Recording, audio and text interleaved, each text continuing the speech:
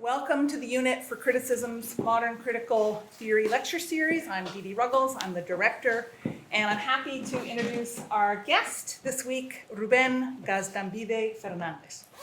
But before I proceed with Rubén's introduction, I want to remind you that our speaker next week will be Zsuzsa Gil, UIUC professor, speaking about the materiality turn. Also, as always, I want to remind you that we're being taped, this one probably for release, and therefore if you ask a question or you join the conversation after the lecture, by speaking you are giving us your consent to be taped, okay? Just so you know that. All right, so with that, the other thing I want to do is I want to read the land acknowledgement. We have been experimenting with putting a slide on the screen, but our best laid plans don't always work. So I'm just going to read it from the university website tonight. It is important to do so. So as a land-grant institution, the University of Illinois at Urbana-Champaign has a responsibility to acknowledge the historical context in which it exists. We are currently on the lands of the Peoria, Kaskaskia, Peankashaw, Wea, Miami, Mascouten, Odawa, Sauk, Meskwaki, Kickapoo, Potawatomi, Ojibwe, and Chickasaw nations. And we must acknowledge these Native nations and work with them as we move forward as an institution with Native peoples at the core of our efforts.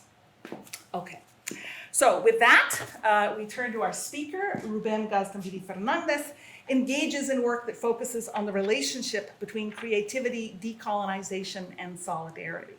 Interestingly, he began his career as a musician, playing classical guitar 25 years ago. We have other musicians in the room. David Wilson, I'm looking at you.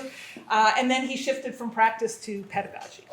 His research explores questions of symbolic boundaries and the dynamics of cultural production and identification in educational contexts. And he draws on cultural studies, decolonial and post-colonial theory, feminist theory, and critical sociology to understand curriculum and pedagogy as encounters with difference. In addition to theoretical scholarship, Rubén also engages in practice, in other words, putting ideas in practice, as the director of the Youth Research Lab at the Center for Urban Schooling at the Ontario Institute for Studies in Education, working with Latinx and Indigenous youth in Toronto. And for that project, he produces a podcast and oversees and supports several youth participatory action research projects, including a youth-run online research journal. And at some point, I hope you'll also talk about some of the work you're doing in Puerto Rico with youth there. I mean, you're reaching out all over the place. He is the author of The Best of the Best, Becoming Elite at an American Boarding School, that was 2009, and has a new book, Decolonizing Solidarity, Power, Difference, Pedagogy, that is forthcoming from Rutledge and about which we'll be hearing more tonight.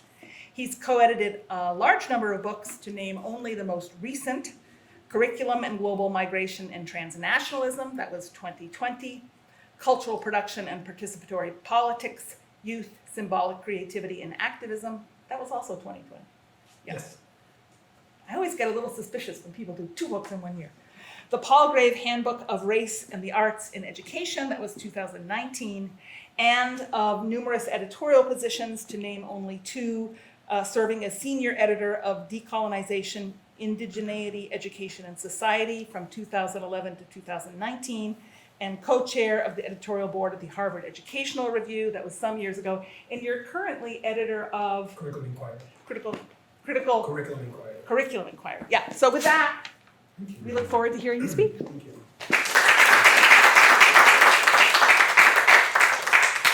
Thank you for the introduction, Nadine. Thank you for the invitation.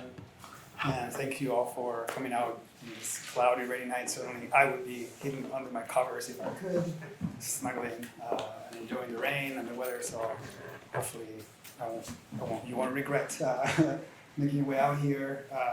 It's a pleasure to be out here, and I'm sorry that my dear friend Cameron McCarthy, who I think probably initiated this, is not here. I always enjoy our conversations. Always have a way of roaming all over the place, and so I look forward. Only because he's out of the country. Yes, only because he's out of the country, as he's probably often is. It seems like, and I imagine that part of the reason why he stayed here for so long is because he's got colleagues with whom he has this kinds of conversations. So I look forward to having him with you.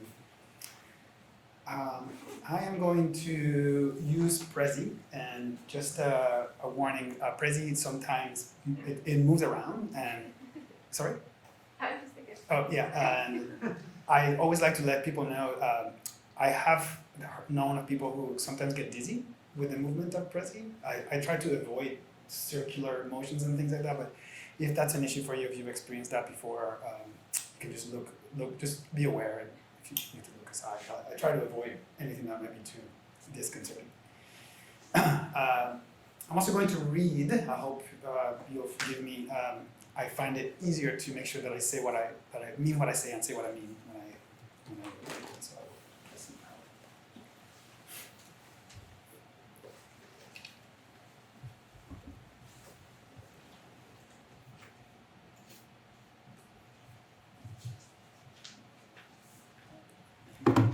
The child reaches forward with his toes, extending to touch the world from the comfort of his mother's lap.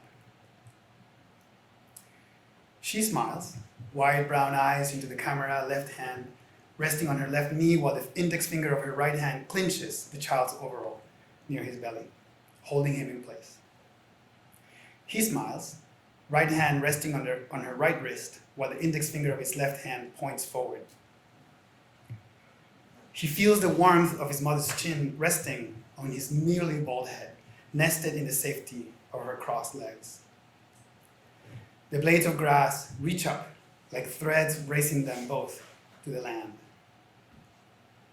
A scribble behind the photo, likely in my abuela's handwriting, marks the date, 8 de noviembre de 1972.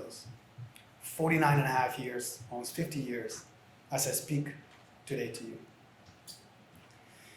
This picture of my mother and I has been sitting on my dresser since 1989, the year I packed my trunk and moved away from home and away from my mother, my family, my land, Boriquén, also known as Puerto Rico.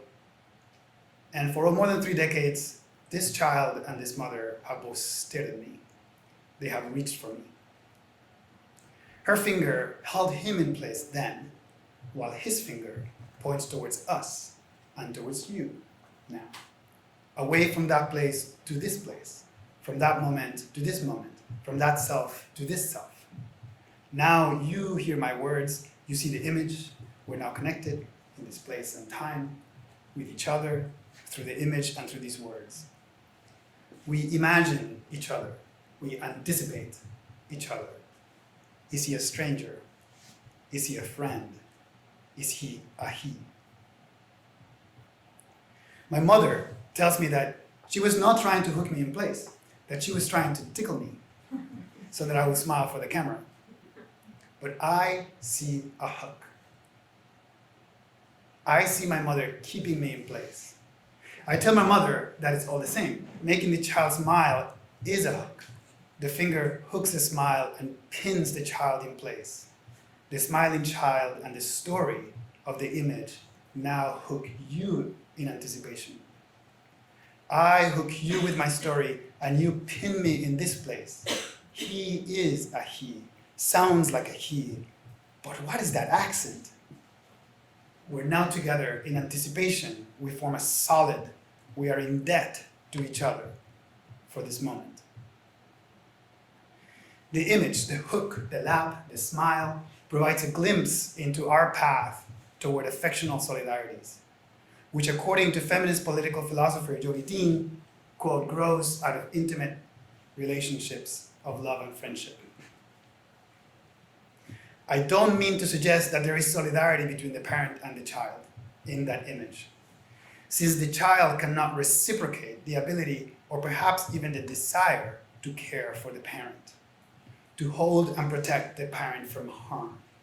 In fact, as I want to suggest today, our evolving capacity to reciprocate solidarity with our parents and indeed with anyone else hinges on our ability to recognize them, not just as separate from ourselves, but as ungraspable and beyond our capacity to know and to understand. Understanding my mother meant understanding how the wounds of her childhood animated her lifelong commitments, her revolt against patriarchy, and her pursuit of women's rights, equity, and social justice, and the colonial legacies of US imperialism in Puerto Rico and elsewhere. That's the same bell as the University of Puerto Rico. Interesting. These commitments were the lap on which my infant body sat and from which my own commitments bloomed, but also in complex ways, they were the sources of the wounds that would rupture the hooks between my mother and me. In my photograph, the mother's body is a womb that contains the infant body, even as the child extends his toes as if to take a step. Eventually, the child would also try to contain the mother, asking at the age of 11, can men be feminists? Asking my mother whether men could be feminists was not so much a political question as it was an expression of my desire to remain close to my mother, to pin my mother in place in anticipation of a rupture yet to come. Asking her whether men could be feminists was another way of asking if she loved me. The question sought to stabilize the otherwise unwieldy feeling of being loved. How can I be sure that you will always love me? At 11, my mother turned me down and broke my heart. Her index finger let go, and the child stumbled, disoriented. Bueno, she said, extending the E as she always does when the answer is complicated. Men could not be feminists, she explained. But men could be allies of feminism. They could stand by women and support the struggles from the sidelines. As if putting me in the friend zone of maternal love, she tried to reassure me that men could be solidarios with women. I don't recall her exact words, and neither does she, but I am certain she used the adverbial form, and so is she. I am certain because this is the way my mother usually invoked the term solidarity. Tenemos que ser solidarios, she would often declare when talking about the struggles of others near and far. The adverbial form matters because, at least the way I learned it from my mother, solidarity is not a noun, but a way of being in the world that requires a modification of one's own behavior. Solidarity involves actions directed towards another, but which transform the self. It is an orientation towards transformative action. It must have been terrifying for that 11-year-old boy to ask his feminist mother if men could be feminists. Even in his incipient understanding of the very idea of feminism, he must have known that it implicated him, if not as a boy, as a future man. He must have perceived that his mother felt something about men and about the way men behave towards women. How could an 11-year-old boy be sure that his mother's criticisms of patriarchal orders and gender inequality would not also represent the end of her love for him? He could perhaps be a feminist. The threat of the loss of the loved object is indeed a terrifying moment for the child, especially when the potential that his mother would not love him is moored onto the potentiality of his own manhood. I have come to understand the ungraspability of both feminism as a cisgendered man and of my mother as her son. I can't hook my index finger on her belly to keep her in place the way she did my infant body. I can't tickle her into a smile, although I know that I make her smile very often. It is precisely the anticipatory desire to grasp the other, to hook the other in place, that provokes the call to solidarity. Yet today, what I want to suggest is that it is precisely the ungraspability of the other and the space created between the grasping and the failure to grasp that creates the space for a different kind of solidarity, for a different kind of pedagogy of solidarity. While often an expression of the desire to hook the other in place, I want to suggest that solidarity can be, in fact, a failure to grasp. Solidarity cannot seek to fix the other in place, but to create the conditions for subjects to be otherwise, for that which is ungraspable to flourish. The moment we no longer grab, or hook onto the other is precisely the moment we see them and are finally capable of enacting creative solidarity as a practice of freedom. My adult pursuit, my intellectual pursuit of the question of solidarity is a mirror to my 11-year-old's question, can men be feminist? As I live my life today, I am seen and I see myself as cisgendered, male-identified, manly performing. Most of the time, no one wonders if I am what current society classifies as a man. And I don't question it either, though how I live that classification remains unhooked.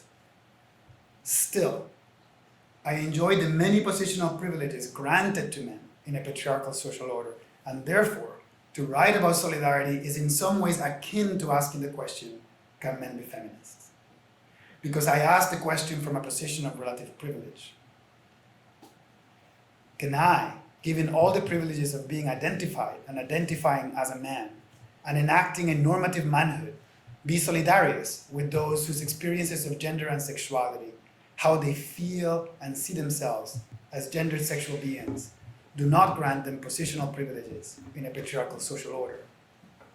And by extension, can I, as a racially ambiguous, albeit white-passing Puerto Rican migrant and guest working on the traditional lands of the Haudenosaunee Confederacy, the Huron-Wendat, the Seneca, and most recently of the Mississauga of the Credit River, otherwise known as Takaronto, with all the material and symbolic privileges of being a university professor and the benefits of being a citizen of the very settler colonial nation that sponsors my being in that place, be solidarious with indigenous and anti-racist struggles.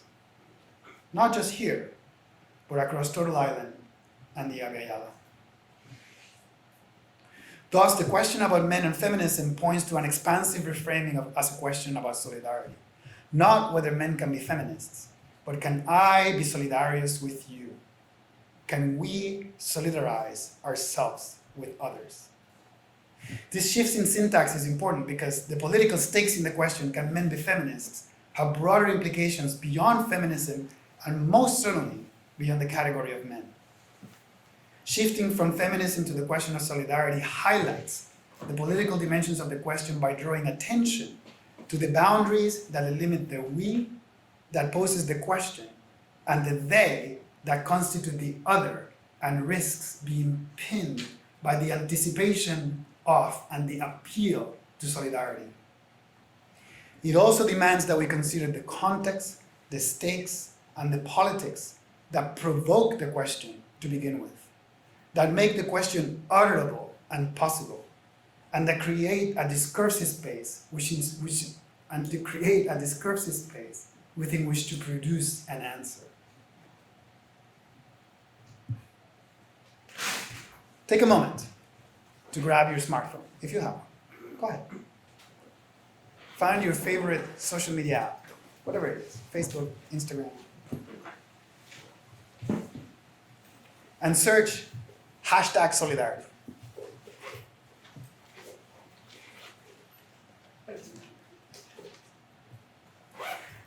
The last time I checked, on Instagram alone, there were over 1.7 million posts hashtagged with solidarity, including this image, this post from a Peace for Palestine UK. There were almost 2.2 million hashtagged with Solidariedade in Portuguese, including this image, in support of the victims of the recent landslides at the time in the city of Petropolis. There were over 1.4 million with hashtag Solidaridad in Spanish, including this image, in support of Donovan Carrillo, the first ever Mexican ice skater to compete in the Winter Olympics. And close to 200,000 hashtag Solidarité in French, including this image, promoting a mutual aid organization in Northeast Paris. And then recently I found this one of my favorites, from the New York State organization Teachers for Choice, inviting their members to join the Convoy to Save America in support of the so-called Freedom Convoy that occupied the streets of Ottawa for 3 weeks, and that, however we make sense of the confluence of interests, demonstrated that no particular political orientation has the market cornered on solidarity. And the term no longer has a limited association with leftist or even progressive viewpoints or ideologies.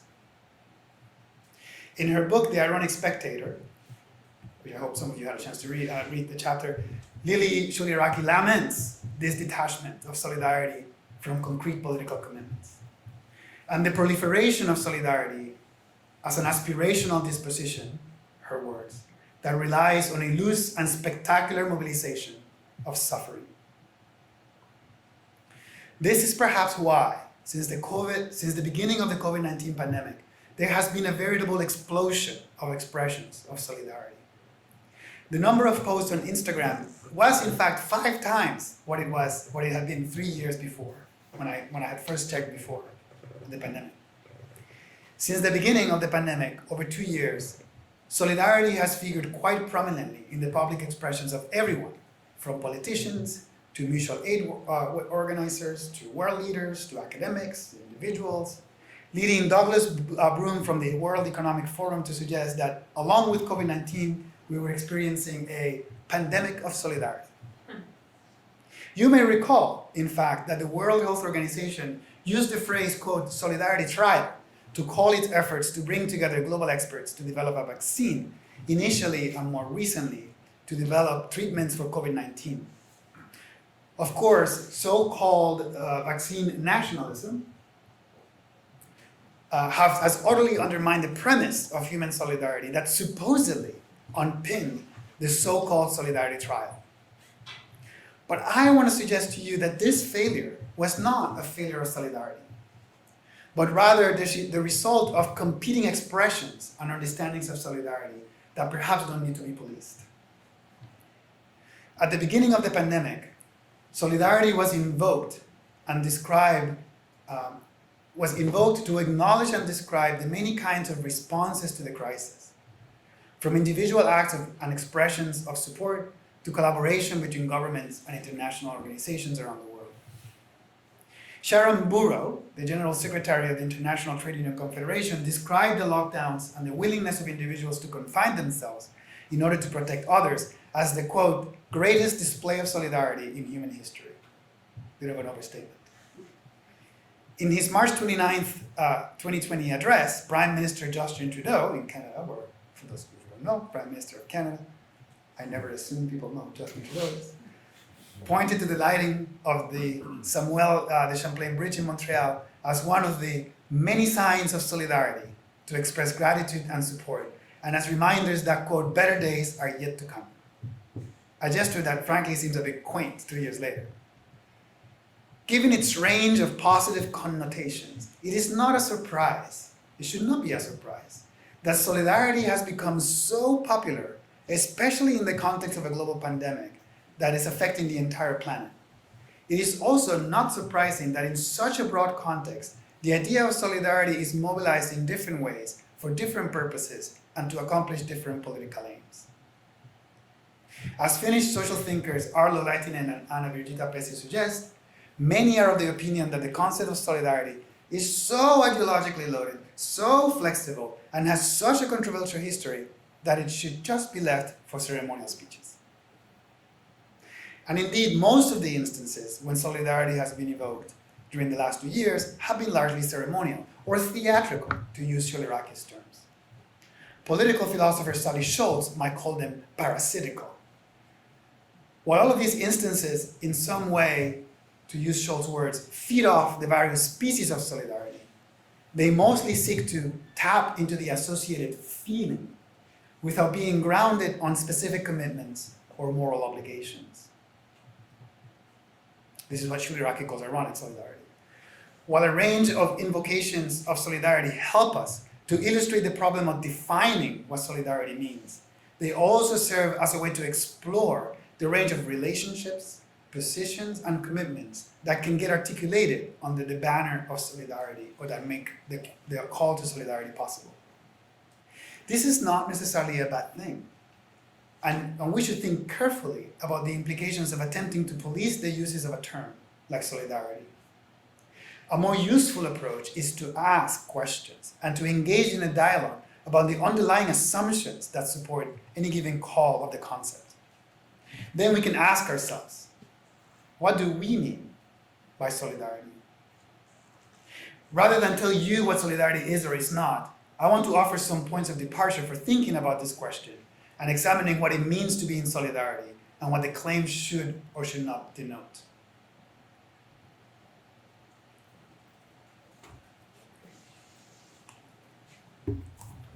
Perhaps the most obvious aspect of solidarity is that it implies a relationship between two or more people or among members of a group. Solidarity might refer to a relationship between members of a group who are bound together by a shared identification. For example, I can be in solidarity with other Puerto Ricans, there's a couple in the room. Or a shared interest or common cause. For example, I might be in solidarity with others who are committed to decolonization, to anti-racism, and to combating patriarchy. Similarities in the latter, shared identification and interest in common, might sometimes involve differences in the former, shared identifications. For instance, in this poster by Alberto Blanco, the Cuban graphic artist expressed solidarity with the Puerto Rican struggle against colonialism and uses Spanish, English, French, and Arabic to invoke, quote-unquote, world solidarity. Across differences, right? Thus the use of multiple languages.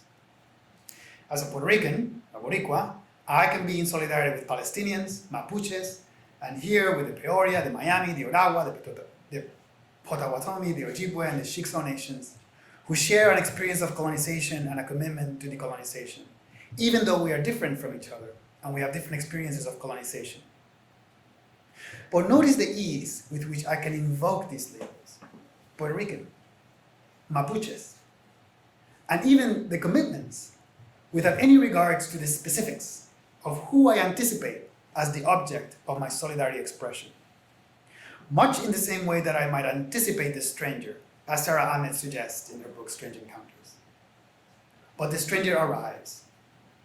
There are more than 1 million fellow Puerto Ricans, for example, who believe that becoming a state of the United States is the ideal decolonial solution. And even some that believe that reuniting with Spain is the right path. Sorry, I have to laugh every time I say that sentence. That uniting with Spain is the right path for Puerto Ricans. But I suspect that these are not the Puerto Ricans that Alberto Blanco anticipates in his mind. I even like to forget about these Puerto Ricans from time to time. I like to imagine that they are strangers, yet they are intimately familiar. The call to solidarity anticipates its object. It feels the space of otherness in just the same way that the discourse of stranger danger, as theorized by Sarah Ahmed, anticipates the stranger, already known, distinguished from other others prior to the encounter. In this anticipation, the call to solidarity inhospitably pins the other in place, hooks her onto the lap of my own comfort, and seeks a smile for the camera. This anticipation of the other is also implicit in calls to solidarity with others whose interests might be different or even in competition with our own, whether we share an identification or not.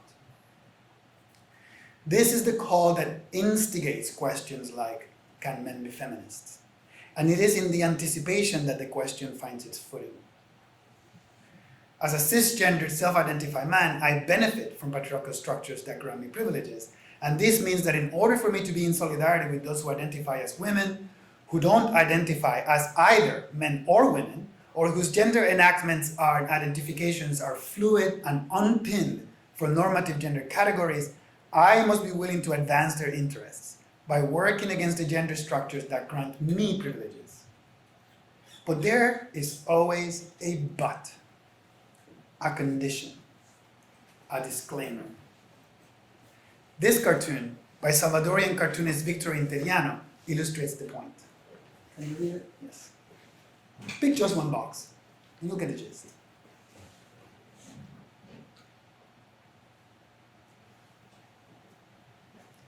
What is important to underscore is that the question of how similarities and differences are constituted and imagined, whether around identifications or interests or political commitments, is always already anticipated in the call to solidarity. For example, understanding how social groups stick together and when, why, and how members of a group express loyalty to each other requires assumptions about which identifications and interests matter for defining the boundaries of a group to begin with. In other words, social solidarity depends on the boundaries that pin or suture, to invoke Stuart Hall, the members of a group in place, and that shape the subjective experience of being a member of a group. Even though these experiences and what it means to be a member of a group is almost always contested. These contestations often become subsumed, if not entirely ignored, when it comes to making sense of social solidarity. Because again, it implies and as such demands cohesion at the expense of negotiation. Indeed, the fact that the identification of women operates across a vast range of differences related to other categories of identification, such as race, sexuality, and gender expression, has been one of the most vexing challenges for feminism, and often at the heart of the question of whether anyone, never mind men, can, should, or would even want to call themselves a feminist. Ask yourself, the last time you claimed to be in solidarity, with whom were you in solidarity? What mental image did you create in anticipation of the claim? How familiar or strange are those you claim to be in solidarity with? What experiences and assumptions shaped the image you have of those you claim to be in solidarity with? What might spill the image you make of them? Are you in solidarity at all if that person or group you anticipate is a complete fiction? The second aspect that is always implied in the call to solidarity is the intention to fulfill a duty or an obligation. Etymologically, this is the oldest meaning of the term, tracing its roots back to the Justinian Codex. In Roman law, an obligatio in solidum, sometimes translated as solidarity obligation or obligation in solido, or in more contemporary legal parlance, a joint and several obligation, refers to a shared legal obligation in which each individual debtor is responsible for the entirety of the debt. That is, responsible for the obligation in solidum, or as a whole. The call to solidarity echoes the notion of a solidarity obligation, whether that obligation is spiritual, legal, financial, social, moral, ethical, or of whatever kind. The idea of being hooked to a duty or an obligation is always implied in the call to solidarity.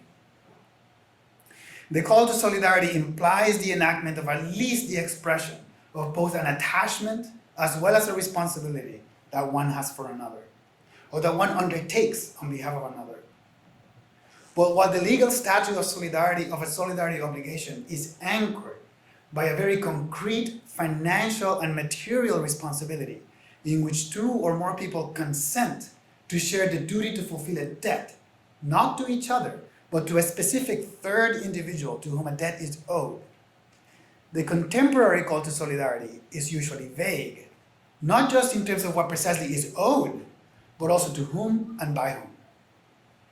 This shift in the connotations of solidarity as an obligation towards a generalized human other, away from its specific denotations as a contractual agreement among specific individuals, opened up the signifying registers of solidarity towards a broad ideological framework. The connotations of the word solidarity that circulate today in the 21st century, related as they are to notions of human relationality and social responsibility, emerged in the late 18th century, evolving and flourishing through the 19th century, most significantly in France. The shift from the legal construct to a philosophical one yielded an idealist rather than a concrete conception of solidarity, expressed in the third leg of the French Revolution's triumvirate: liberté, égalité, fraternité. These were the clarion calls of the French Revolution when the serfs and the sans-culottes of France joined the emerging maritime bourgeoisie to rise against the monarchy at the end of the 18th century to defeat the old regime. And it is in this context that solidarity as fraternity emerges as a universalizing concept, like liberty and equality, but one that sought to characterize not a right, but a duty, and to prescribe the attachments and the feelings that the free citizens of the nation had or ought to have with their fellow citizens. It evolved as a way to resolve the tension between individual freedom and the proclaimed egalitarianism of liberal humanism. In other words, as a modern liberal idea, solidarity sets out to prescribe a kind of intimacy. To borrow from Lisa Lowe's conceptualization in The Intimacies of Four Continents, not just in terms of how individuals ought to behave towards like others, but how they were supposed to feel, and the kinds of duties that structured the affective dispositions of individuals as members of a group. Whether defined narrowly, members of a family or a community, or broadly, citizens of the nation or members of the human race. Following Lisa Lowe's work, this intimacy of solidarity was of course linked to other kinds of global intimacies that link slavery, servitude, and colonialism to emerging conceptions of the human and of course to the very idea of solidarity. The early thinkers of solidarity, whether they were liberal, like Pierre Leroux, or conservative, like Juan Donoso Cortés, could not resolve the problem of the status of the enslaved through a conception of a human solidarity. Nor did their work manage to avoid the ongoing ruptures between different classes that would undermine the French Revolution, a revolution that in the end was a capitalist revolution. Even more, in imagining a utopian society where solidarity organized as a foundation of social relations, Pierre Leroux relied on a romanticized city on the hills of Algiers, devoid of native people, who for him were not yet capable of entering into solidarity, and who would disappear in the interest of a perfect solidarious community. In these ways, just like the idea of freedom, as examined by Lisa Lowe, solidarity as an idea is enmeshed with the exclusions that hinged on anti-black racism, slavery, and settler colonialism. Since its emergence as a liberal idea, the call to solidarity has been a call that demands not just a disposition, but an act. The most common way in which solidarity claims are expressed in English, "we stand in solidarity," is the best illustration of this aspect of solidarity. Notwithstanding the ableist language that to be in solidarity you must somehow stand up, what I want to point to is the idea that the call to solidarity compels an action that denotes a shift in condition, a move to stand. While in Romance languages like French and Spanish, the verb form of solidarity is actually quite common, solidarizar, yo me solidarizo, nous nous solidarisons. In English, the expression requires an active and reflexive verb, to stand. In short, we cannot think of the call to solidarity without an action, through which to respond to this call and to express our intentions towards others. And sometimes that requires lying down, rather than standing. Today, solidarity intentions, and most definitions of solidarity from political philosophy as well, are rooted in abstract moral and ethical ideals about what it means to be a good political agent and about the proper way to relate to and to communicate with others whom we want to support and be in relationship with, whether it is based on similarity or difference. As such, the call to solidarity involves the enactment of a particular kind of subject of moral self. And we should pause to ask who precisely is positioned to enact the call to solidarity. Whose hand gives and whose hands receive? It is crucial that we ask how enactments of solidarity are often expressions of how the one who acts on behalf of others is complicit in the conditions that make solidarity possible and or desirable.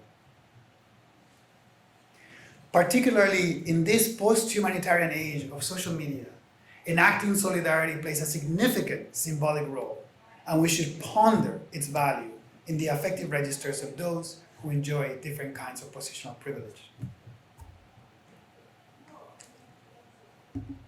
These enactments rely on the figure of the sufferer, frozen in its own anticipation and hooked in place, even as the one that enacts solidarity remains contingent ironically expressing a desire for a change, yet not willing to actually pursue this change through concrete political action. To be in solidarity today is to claim a higher moral ground without having to actually enact this morality or risk the loss of a loved condition or object. Yet who gets to claim this moral ground? Whose ego is saved by this work? As a kind of performance, solidarity can be interpreted as an expression of what educator Paulo Freire, Brazilian educator Paulo Freire, called malefic generosity. Sorry, I'm ahead. Or in fact, as an act, in the words of Shirin Razak, stealing the pain of others. As such, expressions of solidarity are often ironic expressions of what I have called elsewhere, and it's a chapter in the book, deferred complicity. The deferred complicity of those who enact or invoke solidarity in the injustices that produce the need for solidarity in the first place. This deferred complicity is akin to the ways in which colonization was integral to the evolution of the concept of solidarity, and therefore a contemporary expression of the coloniality of solidarity, to which I gestured earlier. What I want to underscore is that at the level of the subject, when privileged or advantaged individuals express a commitment and take action on behalf of disadvantaged others, we should ask how the experiences of oppression or marginalization are linked to the former's privileged position. In short, certain forms or approaches to solidarity are interested in the continuation of dominant relations, and we ought to examine what such solidarity claims reveal about the problem of privilege, the limits of generosity, empathy, and alliance. Examining how claims to solidarity are themselves premised on particular social conditions illustrates the complicity of those who evoke solidarity as a political project, pointing to the limits of possibility of solidarity itself. These limits of possibility are in fact the expression of the sediments of colonialism and slavery that made the very idea of solidarity possible in the first place. We could, and we should, of course, also point to practices of solidarity, such as mutual aid, that are not premised on inequality, and that begin to point to the possibility of solidarity that is perhaps truly transformative. Perhaps the kind of solidarity that writers like C.L.R. James and W.E. Du Bois, as Lisa Lowe carefully reminds us, imagine as the future of the revolutionary, quote, dark proletariat and the peoples of the global south. These imaginings of solidarity did not seek to confirm or much less to elevate the moral character of the one who expressed solidarity, in large part because their character was yet to be invented and imagined, and as Lisa Lowe argues, were, quote, invoked in a future conditional frame as a coming change, still yet to come. Instead, the contemporary ironic spectator, by virtue of his positionality, gets to anticipate the one who deserves solidarity. Doing so pins the solidarity actor in place and hooks the other in order to make solidarity possible. Thinking about solidarity otherwise requires that we remain vigilant to such enactments and ask not only what is the intention, but also to whom is this intention directed, what is the source of the intention, on the basis of what commitments does the intention emerge, and by extension, who is outside the parameters of the intention. In short, in thinking about these uses of the concept of solidarity, we can ask, who is the we? Who is the they? And what is the problem? Moreover, we can ask how this problem is to be addressed, by who, to what end, and what are we willing to, and perhaps to sacrifice in the process. And most importantly, did they consent to us acting on their behalf? These questions are helpful as we reflect on and articulate the values as well as the ethical and political commitments that lead any of us, regardless of our political commitments, to respond to the call to solidarity and to decide whether solidarity can serve us in the face of social injustice. When we use the term, we can begin by surfacing the underlying assumptions and conditions that inform such claims. Otherwise, solidarity risks becoming a hook that pins our interests as well as our moral commitments on a platform that is at once self-righteous and ambivalent, and that fails to come even close to answering the question. Instead of solidarity as a grasping, as a pinning of both the we and the they in place, what if we responded to the call of solidarity by ungrasping, by moving away and opening toward another mode of being? One perhaps, following Edouard Glissant, that, quote, escapes us as comprehension and as concept, and that instead allows us to remain opaque, even to ourselves, as we reinvent towards a future yet to come. As a possible response to such a call, I want to propose a pedagogy of creative solidarity. Creative solidarity is not a standing with, but a moving with, even if you're sitting. It is an act, an action, and a verb that is both reflexive and transitive. That is, the action is directed towards both the self and the other. As such, creative solidarity is not a holding in place, but a letting go. Not a grasping, but an ungrasping. The pedagogy of creative solidarity is not a righteous position or a moral stand, but a humble one. It is a vulnerable one. It manifests through imperfection, a vulnerability to be exposed and to be wrong, but also to be remade anew, to become. A pedagogy of creative solidarity begins in the improbability of getting it right, the vulnerability of being otherwise than we are. It is not a knowing, but an unfolding, an inquiry. It is a recovery. It begins not from the assertion, I know who we are, but from the question, who are we becoming? And the puzzle, who are we to become? Can we be solidarious with each other? These are profoundly pedagogical propositions. Pedagogical because creative solidarity is an act of intentional, consensual, and reciprocal being with another. And a being that transforms the we, the you and me, the us and them, the totality of relationality. Solidarity is a relationship. It begins from the premise of a you and I, an us and them. And as such, it involves boundaries, setting them, but also negotiating them, challenging them, and challenging and opening the space between us. And as such, should be a process of consensual engagement, where the boundaries of action are shaped by the desire for transformation, and of course, the potentiality for harm.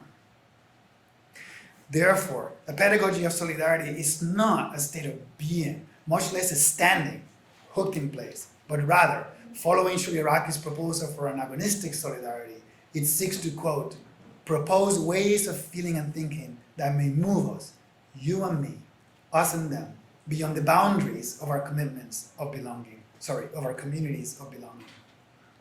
The very boundaries that construct both the stranger and the friend, the enemy and the victim, as the figure of the suffering other. Instead, a pedagogy of solidarity is a moving and a becoming through creation, and thus it is ungraspable. To speak of a pedagogy of creative solidarity is to note that the call to solidarity is always articulated in relationship to the desire for a particular shift or transformation on the social conditions that shape experience. Where the transformation is going, like learning, who is transformed, like learning, or the extent of transformation at hand is not always defined, much less guaranteed. But there is no sense in which the word solidarity is used that does not imply a desired change, and thus an ethic of responsibility.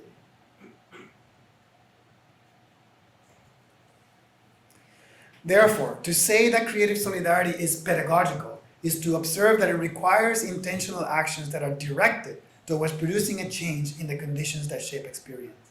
No one is in solidarity by accident or comes into solidarity relations without some desire, intention, or commitment.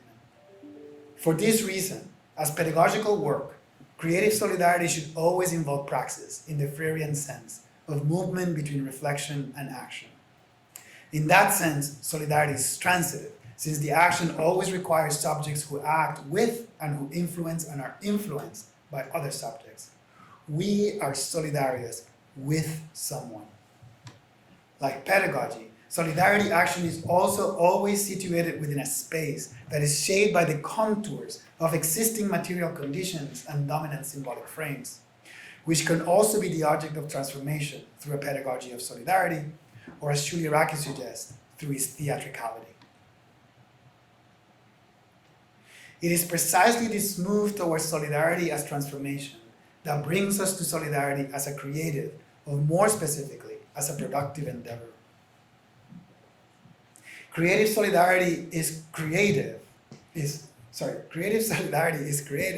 because it produces new conditions. It creates new terms of engagement, new modes of relating, new intentions. Creative solidarity is solidarity in a constant flux of invention and reinvention. It is persistently dissatisfied solidarity, one that is always imagining things differently, maybe even a little bit better.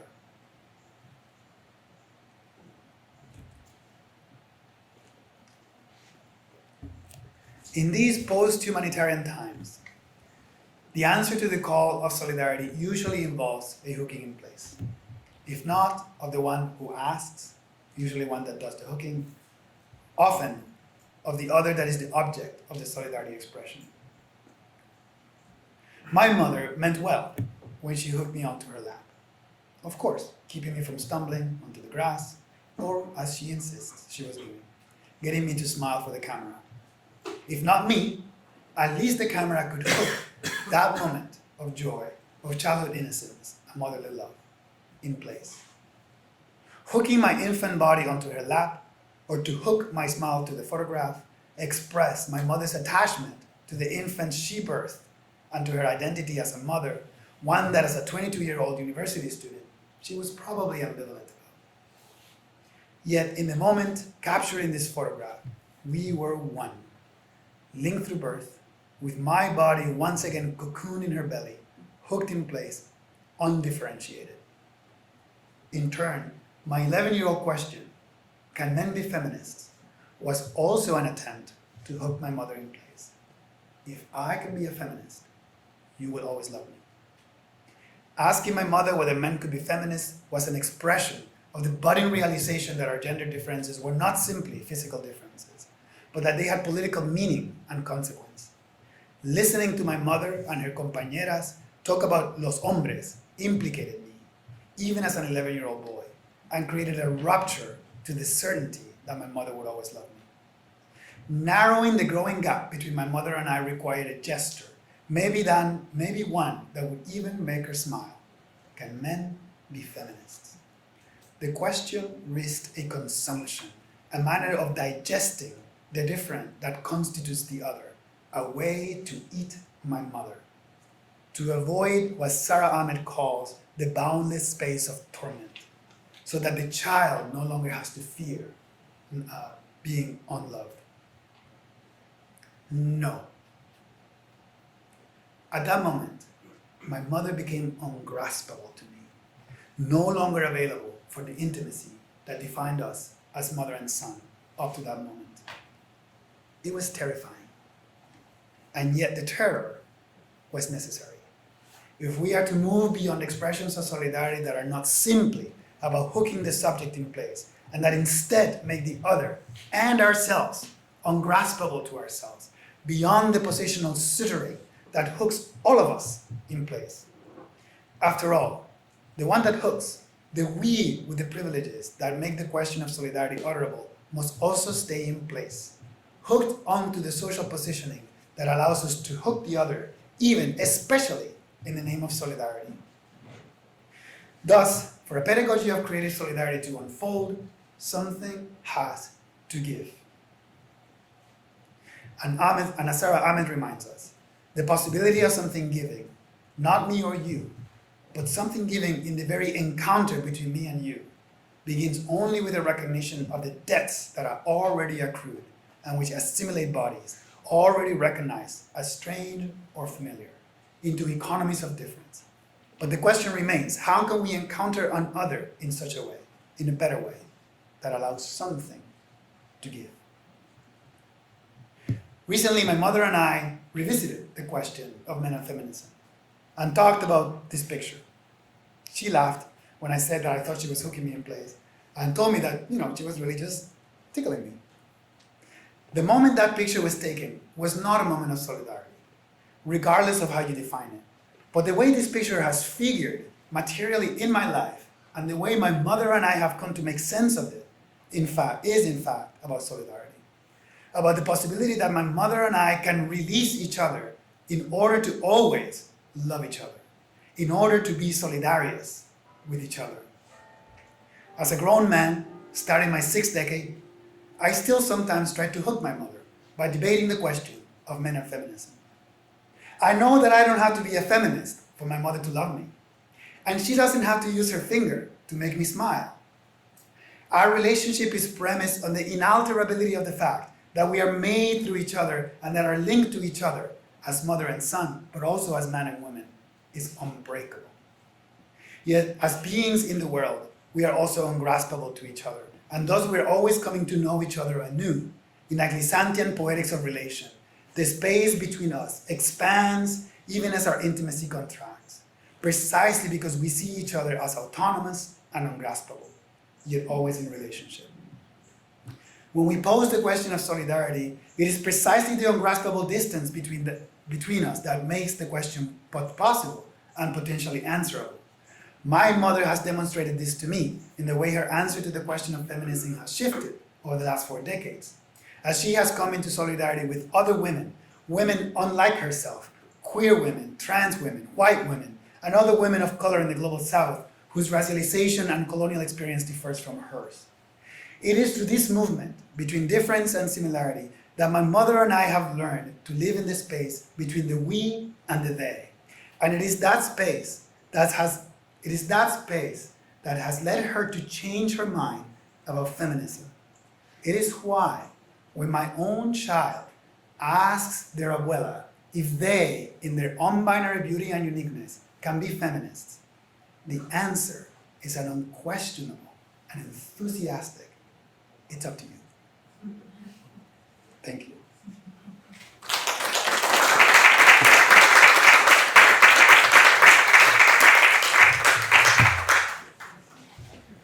Now, you said that you would like to hear questions maybe as a group and then I just thought we could just have more of a conversation rather than sort of, and I thought that if you are interested and if you're near someone that you have familiarity with or feel like talking, just sharing some initial ideas, and maybe we can generate a bunch of questions and just kind of have a conversation about them. Again, I don't want to force that because I know that's not always comfortable, but if you'd like to have that conversation, I would Do you appreciate have a it. conversation, David? No, I have a question. I'm not sure how We'll just take questions. We'll just hear questions. I'm trying to think really quickly how I can make this conversational, but it's basically a question. I enjoyed your talk so much. Thank you. And I really learned, it really helped inform me a number of things I'm thinking about. Thank you. So here's my question, not a conversation. I wonder if the search for one kind of solidarity is futile. And the reason why I say that is that it strikes me that solidarity is actually a hollow term. And it's used a multiplicity of ways. And it's used to advance very different kinds of political projects. And you gave 2 great examples of that, I think, in your talk. You noted in passing that ceremony, solidarity, and nationalism come together when political operatives talk about the need for nationalism, right? So that's one invoking of the concept and mobilizing it in a particular way. And the other example that's very different, I think, is the highly personal, wonderful account of yourself and your mother, where you have the terrors of everyday living, and it sounds like a summary more than a question. And the question will be here in a second, but it's where the terrors of emptiness and loneliness, you long for signifiers, for signs that your mother loves you, right? And in a very existential, barren world. With that being the case, here's the question. I wonder if it makes sense to label the notion of solidarity as a kind of chaotic concept. Realists have talked about, Andrew Sayer and others have talked about how we have to identify these deceptive terms that that often conceal more than they reveal. And maybe it's time to actually lose the notion of solidarity as an analytic construct. Does that make sense?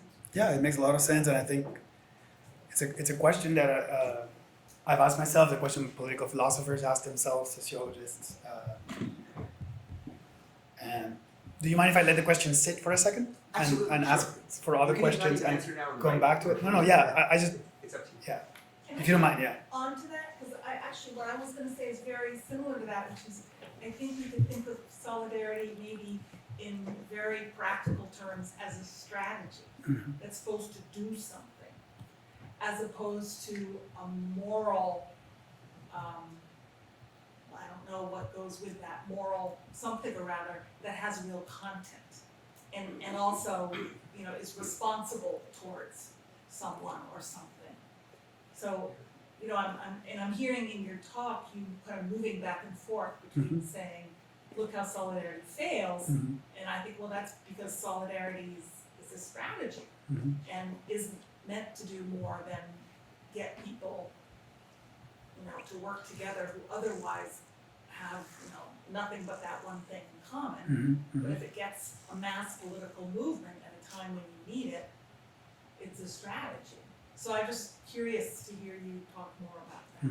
I think that's sort of following a little bit of what you were Yeah, no, it's similar. Yeah, That sounds conversational. yeah.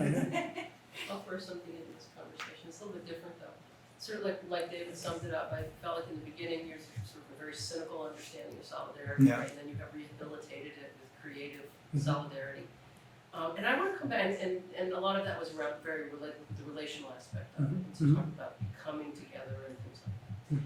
And then I started to think about, well, but what about asking the question, can men be feminists? And what I began to wonder was whether in rehabilitating solidarity in that way, in requiring the one with whom you become in solidarity or something like that, for that one to become, is once again then to put yourself, not you, but for the one offering solidarity, say the man who wants to be the feminist, Right. is in a certain sense putting the person with whom one wants to be in solidarity back into a place of that cynical, Right. in that Yeah, cynical. yeah. There's always that risk. Yeah. No, thank you. I mean, there's always that risk. I have an answer, but I just want to know if there's other responses. I think Ashley, you did. Yeah, thank you so much for this. This is super important for me at a lot of levels, especially because I have a 3-year-old son and I think about this all the time. How do I need to start practicing how I talk about men because, you know, he's knowing things now and I worry about him feeling this disconnection. But I also take seriously that in an important way, it's my job to prepare him to become separate from me. That independence is going to mean he's going to have to acknowledge that there's something maybe ungraspable about me. But I guess I would love to hear what you think about in describing this kind of solidarity as not necessarily knowing but becoming. Is maybe some of the discomfort I'm feeling or the unfamiliarity with thinking of solidarity in this way, that solidarity is sometimes going to feel like not knowing and floating and being adrift. And so I found myself often thinking, okay, so how do we do this? How do we do this? And it feels like it's hard to identify a one-size-fits-all way of achieving solidarity if it's something that's actually going to feel disconnecting in some way. Yeah. Yeah. Thank you. Yeah. Yeah, so totally enjoyed your talk, and I have a comment and then I have a question. Okay. The first comment is about like your observations about the way you kind of talked about global south and solidarity, and I think that to say that I mean from this kind of the fake solidarity thing or like one that feeds the social media validation ego, I don't think that's absent in global south. Sure. Yeah. I mean, I think think it's very much there, and I think there is a relationship, and I don't know, but there is a relationship perhaps with positions of privilege, even within the global south. I mean, Yeah. you would find elite in the global south standing in solidarity Sure. with certain political movements elsewhere. So that's one. So the global south, in that sense, is not everyone is Yeah. doing Of the course. genuine one. Some people are doing the fake one. So the other question that I have is it appeared in the towards the end of your talk, and it's about this question of belonging, and that really intrigued me, because what I was searching for probably throughout your very kind of like where the personal becomes like connects to larger social issues, is that perhaps we are at a moment, especially at least in my generation in particular, is that there is a lot of talk around solidarity about how people may stand or not stand in this stage, or but there is still not a possibility of belonging emerging, this like ever evolving, ever transforming world where transnationalism, and we're always moving, we're always in like going from one place to another, and there is no place where we can root ourselves, especially or locate ourselves in a condition of belonging. And my question, sorry, I'm taking too long, is the actual search then for a solidarity, but the desire is for a shared sense of belonging, Mhm. and that might emerge from solidarity, it might not, but is that what we are kind of looking for in these moments of crisis? Yeah. Lots of really, really great, interesting points. Yeah. Okay, so I'm gonna say this in the spirit of thinking about solidarity and existing in the state of becoming. The state is very unthought out, or this incomplete thought, but so I love this photograph so much. I love it. I just like I don't know. So You would have it's- fixed it. You would have fixed it. No, but well, so I was thoroughly convinced by your reading as you were going through it. Although, as a mom, I'm like, she was definitely tickling you. See, and you like hook. But in my question, in a way, is related to that. So I see that image not as a person who's in it, Yeah. and so your mom and also your grandmother is clearly an amazing photographer. It was taken by your grandmother. No, I think it was probably taken by my uncle. Oh, okay. My uncle is a photographer, and I think my grandmother had this practice of printing my uncle's okay. pictures and dating them. So that's why I think So your mom's it was brother. probably my aunt. No, my father's brother. So because to me, like the element that you left out in your like really very art kind of reading of the photograph is the spectator, like the play of gazes, Mhm. which is where a space of solidarity, like somehow you could talk about solidarity in there, especially it's like a more effective interpretation of like Ariella Azulai's citizenry of photography, like by looking at us, we're being compelled to look back and to answer your plea in some way. But I also feel like what's amazing about the photograph is, for me, it's like the mom is held within the frame, especially because of like the palm trees and the gesture, like boy, like with the finger coming out, and also the feet. It's as if like you're being pushed out into the world. Yeah. So rather than her just holding on to you and hooking you in place, it's almost like the opposite to me. Like even in this photograph, that she's somehow pushing, pushing you out into the world, which, because you're both looking at the camera or looking at us so clearly. Yeah.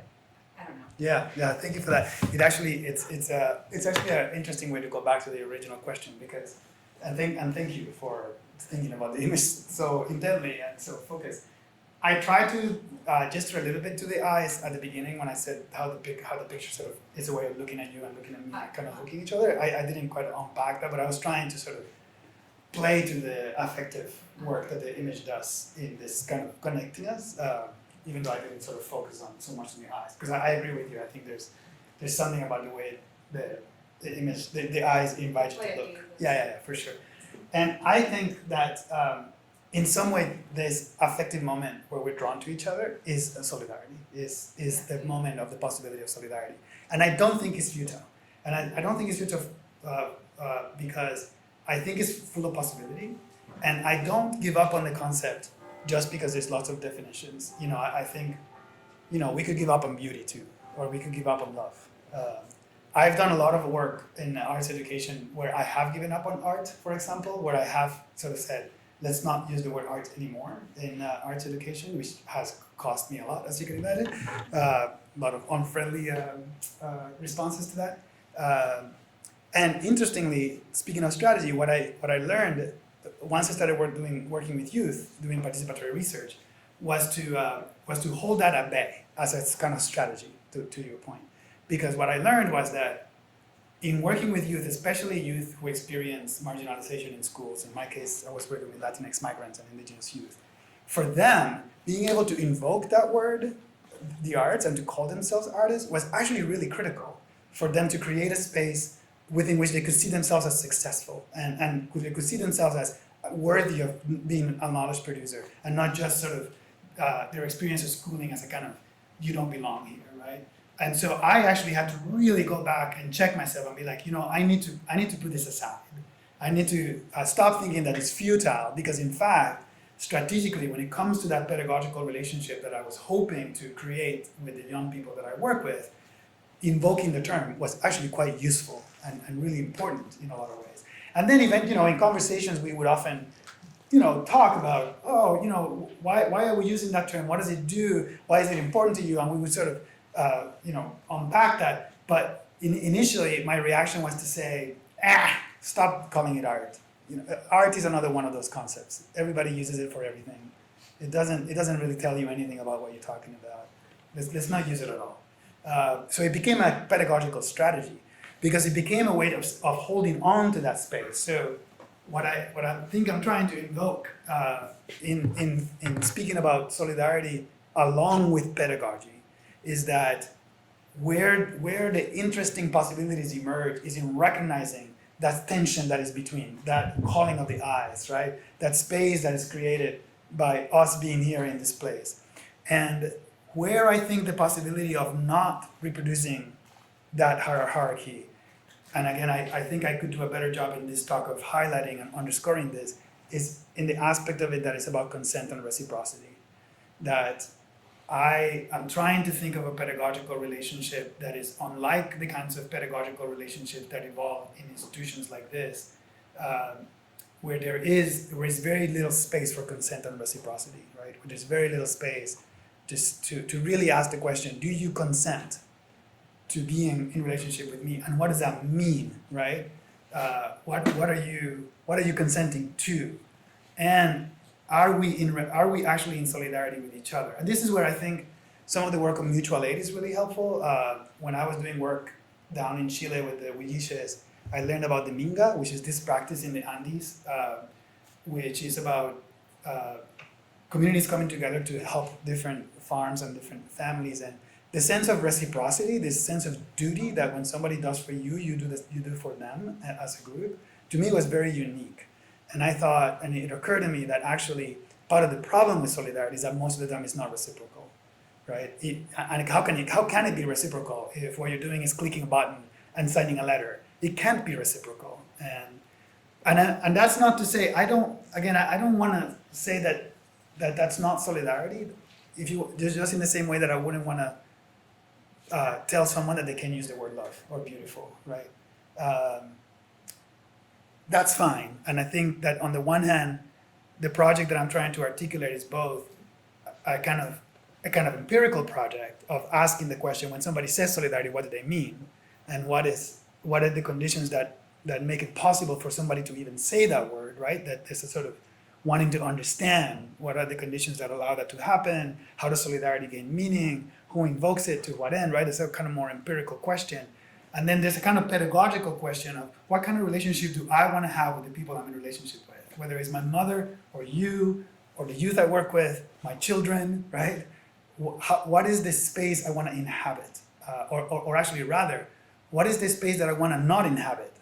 what is the space that I want to sustain so that a space where I can be in a reciprocal consensual relationship that doesn't require me to be explicit and clear to others, and that allows me to remain opaque so that I can continue to recreate myself, which is, I think, is what Edward Glissant is arguing in the poetry of the poetics of relation, right?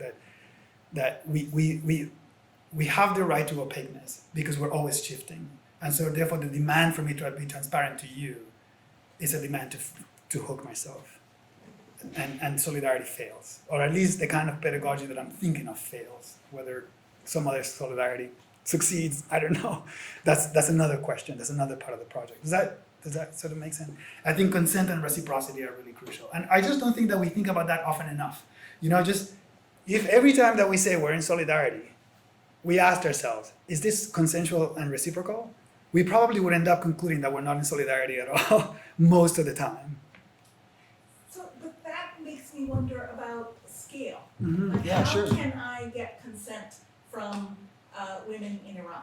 How Right. can I get that? And yet, how can I not support their movement? So, But you can say that you support it without saying that you're in solidarity. I mean, if you want to say you're solidarity, that's fine. I'm not going to police that. But I just don't think that in that instance it really matters. Solidarity really has that much meaning. It's a very superficial meaning. It doesn't have a lot of substance. What's really interesting, for example, I think Iran is very interesting. We're thinking about the previous uprising and the ways in which feminism, which was, as I understand it, I'm not an expert on Iran, but as I understand it, feminism and women's rights were very much central to the previous war. And then it turned out that, feminism and women's rights were put on the backseat of the Iranian Revolution, to the point where we now live in this situation where women were required to wear the veil. So it's not like all of a sudden Iranian women are feminists. They've been feminists all along, right?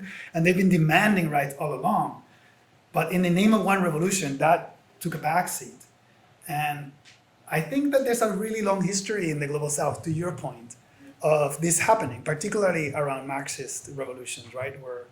Where working class struggles have taken over other kinds of struggles, indigenous struggles, women's struggles. And I think that, to your point about the Global South, what I find really interesting and I think full of potential, and Lisa Lowe does a really close reading of C.L.R. James and Du Bois to kind of make this point, is that the way in which they narrate those histories is future-oriented and not past-oriented. And I think that in the Global South, and particularly amongst communities that have been excluded from the category of the human, it's almost inevitable that you are in a process of invention, because you don't have a category to inhabit other than the abyssal line, right? The other side of humanity. So I think that the potentiality there is that at the moment, there's neoliberalism and capitalism have made whiteness quite compelling, and I think there's a desire to approximate whiteness in the Global South, but that is not always accessible. And so therefore, there's this room for imagining what else could we become. If we can become white, which may be available to some people, and may be a way to insist on domination and to reproduce domination in the Global South, then there must be some other thing that we can invent in a kind of future-oriented. It's so interesting. I'm sorry to interrupt, but do you think it's only just a desire of appropriating whiteness, or do you think it also has roots in the very process of coloniality? Oh yeah. And it's not just whiteness as we think in 21st century. Sure. No. Someone from USA tweets something, and we have to also stand in solidarity with women in Iran, or we have to stand in solidarity with what's going on in China, or something, while not addressing Islamophobia in our own nation, that kind of things go on. But is it just I think there is something more deeply rooted in, and I want to, and this is just me thinking through is that there is something to do with what one's class position is, right? Sure. One who can afford to Absolutely. tweet hashtags and sure. has the time to do that, and thus claims that kind of what you mentioned through Sarah Ahmed's Yeah. words is like, or Paulo Freire, sorry, you Yeah. mentioned Paulo Freire, is that kind of a validation of the fact that, oh, although I am somehow in a privileged position, and I Yeah. think it's yes, there is a parallel with whiteness for sure, but it's also a sort of like the elite, the colonial elite of the colonized geography, Yeah. right? And they are also part of that production of this kind of a showcase of solidarity. Yeah. And Fanon anticipates all of that Yeah. in Wretched of the Earth. All of it. Fanon anticipates. And even Césaire, in the Discourse on Colonialism, anticipates. This is what could happen. This is what will happen, right? And it's interesting. Lisa Lowe does this comparison between the first edition of the Black Jacobins and the second edition of the Black Jacobins, which was revised in the 60s, which is quite interesting in terms of how James himself is, in light of these failures and these emergences. So all of this is anticipated. All of this is almost predicted. And yet at the same time, there is this kind of space for possibility that I think is interesting. Yeah. I'm really struggling with your analogy between your relationship with your mother and political solidarity because you were once part of your mother's body. Mhm.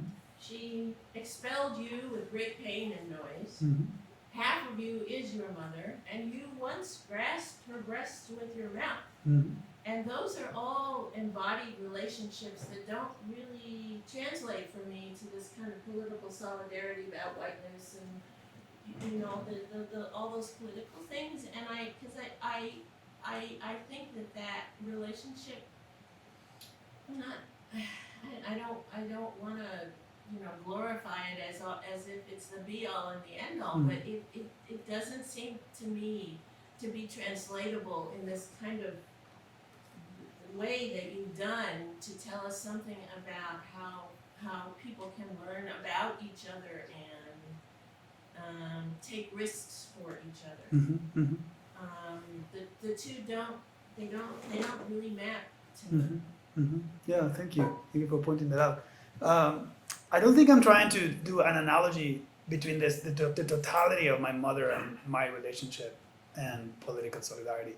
I think I'm trying to point to a specific rupture in order to signal a space that is created between, as I think you're observing quite astutely, between two beings that would otherwise have been united, right? I mean, I think that rupture between the mother and the child, particularly for the child, to your point about creating separation, is traumatic.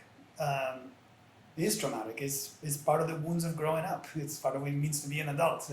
Kind of coming to terms with that separation. So I'm not so much trying to analogize the totality of the mother and child relationship. I'm more trying to zero in on that rupture, to think about what does it mean to acknowledge and to live in the space that is between us, and to not try to freeze that space in time or place, or to not try to, and of course that wound, the wound that separates me from you, is by no means analogous to the wound that separates my mother from me, because we just met each other, right? But the rupture is not total. The rupture is partial. It's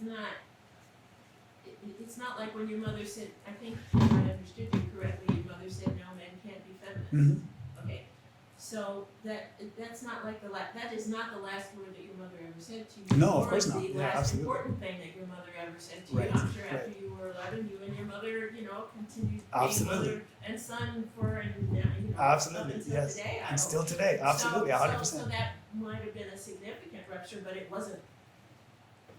The universe didn't crack because No. of it. So I mean, it's a moment that was significant, but I still am not sure that in the wider narrative of the relationship between the two of you, that it maps onto the kind of disconnected, unconnected, unknowing worlds of people in Illinois and women in Iran. I mean, those don't. Yeah. They don't. Can I ask a question about your question? Yeah, thank you. Sure. Which is, I mean, what I'm hearing is you're saying that the mother-child is fundamentally together and it's about living apart. Whereas with solidarity, what we envision is not being together and learning to live apart, but being apart and trying to find a way to be together. In both, there's a kind of space between that has to be kind of acknowledged and be a very creative space. And I mean, is that kind of what you're saying? No. No. No, I mean, I think that, I think You there's didn't a, say, you didn't say it's about learning to be together, you said it's about acknowledging the risks that you take from a position of safety for people, who are in a position of danger. I mean, that's, that, and so, no. Don't think so. But doesn't that speak to how heterogeneous the concept of this thing is? Solidarity is deployed, it's sought after, it's quested for very different reasons under very different political contexts. And the idea of searching for a one monolithic sense of what this thing is, I'm not sure that's fruitful. I hope that makes sense. yeah. I'm not always convinced, and so one of the, in the more conceptual empirical part, I try to disentangle the role that distance plays, to your point about scale, in the way that solidarity claims are made and the ways that, for example, distance attenuates difference, so that it's a lot easier for me from Puerto Rico to say, for example, I'm in solidarity with Palestinians without necessarily having to tackle the minute differences that actually make a big difference in terms of how the struggle in Palestine actually looks like, right?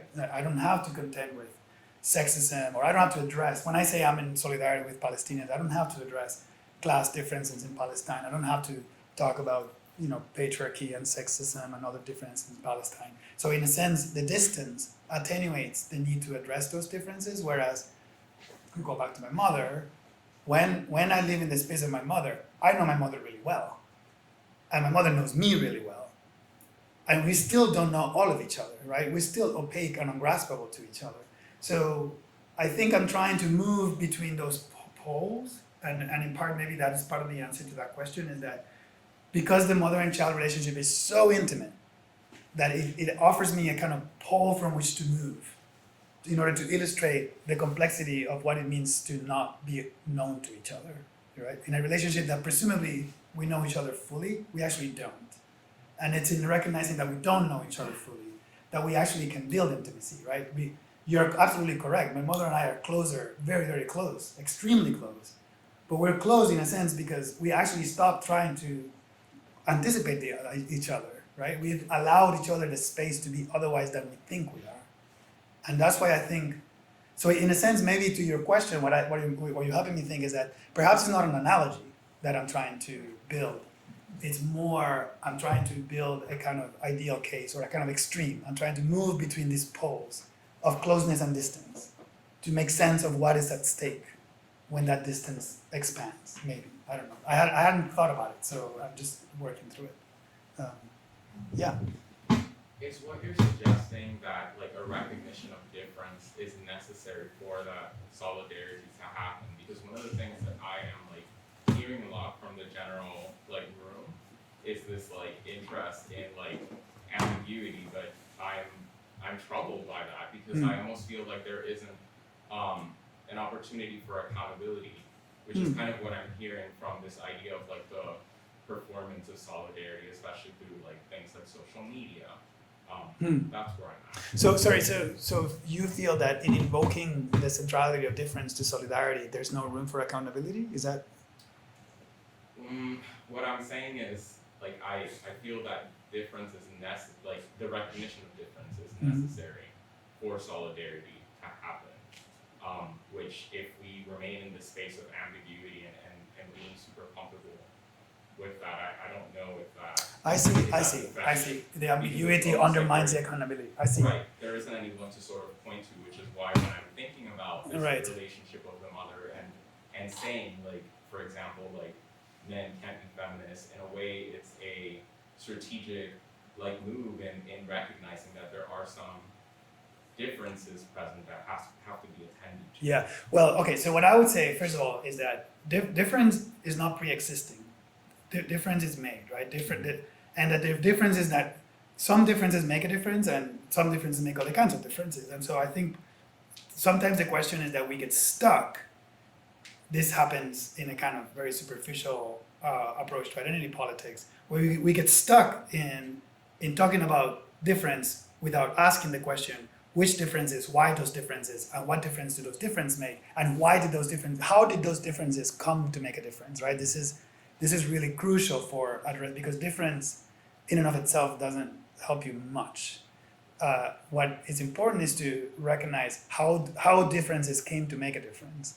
And it's in that space where I think it's possible then to be otherwise, right? Because then you realize that actually what I thought was a significant difference is actually not that important, because there's a politics at stake. So then, by extension, if that encounter, let's say that you and I have an opportunity to continue a conversation about what are the differences that make a difference in terms of how we navigate the world, if the entering into that relationship is consensual, then there's accountability and reciprocal. If it's not, then there's not. So I agree with you that there's a risk around accountability when there's this kind of, and I think Shuliraki talks about this in relationship to ironic solidarity, that there's no accountability in ironic solidarity.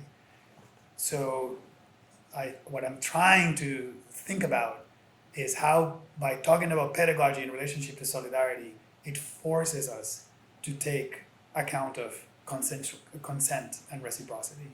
So that conversation about difference is not simply a conversation about, I'm different from you, I can look away, or I'm different from you, and I don't know what the difference is, and therefore, because it's ambivalent, you can't hold me accountable. Because if we are consenting to being in that space, then we have by definition to be accountable to each other. Does that make sense?